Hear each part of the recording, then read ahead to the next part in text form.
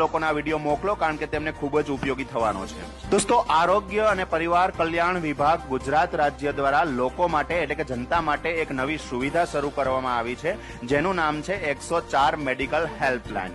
જેવી રીતે 108 હોય છે તેવી રીતે જ આ 104 મેડિકલ હેલ્પલાઇન છે। 108 છે એ તમને ઘાયલ કે ઘટના સ્થળેથી હોસ્પિટલ સુધી પહોંચાડે છે, જ્યારે 104 છે એ તમારા ઘરે આરોગ્ય અધિકારી આવે છે અને તમારી ઘરે સારવાર કરે છે તાવની, અને એના માટે કોઈ ચાર્જ હોતો નથી, તદ્દન મફત સારવાર હોય છે।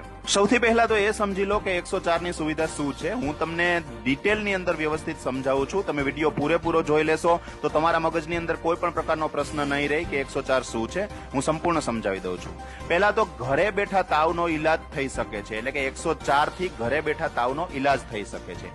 લોહીનો રિપોર્ટ પણ ઘરે થઈ શકે છે, એ પણ મફત।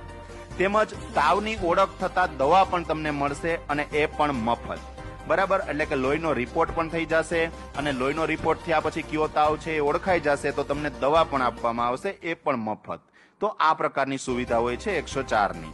104 નો લાભ કઈ રીતે લેવો તે પણ તમે જાણી લો। સૌથી પહેલા તો તમારે 104 માં ફોન કરવાનો રહેશે। તમારા મોબાઈલમાંથી અથવા ઘરનો ફોન હોય તેમાંથી પણ થઈ શકે છે। પછી સામેથી તમને જે માહિતી પૂછે, તમારું નામ છે, દર્દીનું નામ છે, બીમારી પૂછે, ફોન નંબર, તો આવી બધી માહિતી તમારે તેમને આપવાની રહેશે। ત્યારબાદ આરોગ્ય અધિકારી તમારા ઘરે આવશે અને ત્યારબાદ તે તેનું નિદાન કરશે કે કઈ પ્રકારની બીમારી છે, અને ત્યારબાદ જરૂર પડશે તો લોહીનું પરીક્ષણ એટલે કે બ્લડ રિપોર્ટ કરશે, અને ત્યારબાદ ઓળખ થઈ જશે તાવની તો જરૂરી દવાઓ પણ આપશે કે કયો પ્રકારનો તાવ છે તે મુજબ તમને દવા પણ આપશે। ત્યારબાદ જો જરૂર જણાશે તો 108 ને ફોન કરીને દર્દીને રિફર કરશે, એટલે કે આરોગ્ય ઓફિસરને એવું લાગશે કે આ તાવ અહીં મટી શકે એમ નથી તો 108 ને ફોન કરી અને દર્દીને જે તે હોસ્પિટલમાં ટ્રાન્સફર કરશે। ત્યારબાદ આરોગ્ય ઓફિસર 104 રિસ્પોન્સ સેન્ટરને ફોન કરીને જાણ કરશે કે જેમનો ફોન આવ્યો હતો તેમની સારવાર થઈ ચૂકી છે। ત્યારબાદ ઘણી વખત 104 તરફથી તમને પણ ફોન આવી શકે છે ફીડબેક માટે કે તમને સર્વિસ કેવી લાગી। દોસ્તો, આ 104 ની સુવિધાની અંદર નિદાન, લોહીનો રિપોર્ટ, દવા, આ તમામ સુવિધાઓ નિઃશુલ્ક મળશે, એટલે કે તદ્દન